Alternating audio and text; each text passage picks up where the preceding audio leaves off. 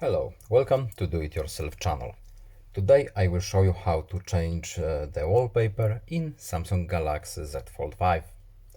To change our wallpaper, we have to go to the settings first. So, settings here. Then we're looking for wallpaper and style options right here. And change wallpapers.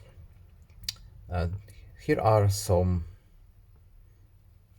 default wallpapers. Let's see what we have here. We can choose lock screen or home screen. It will look like this. Or here we have some graphical themes.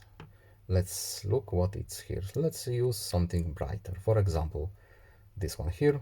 Yes, please. Yes, done. And our graphical theme has been changed. That's all. I hope this video was helpful to you. Please leave a like and subscribe. Have a nice day and see you in the next video. Goodbye.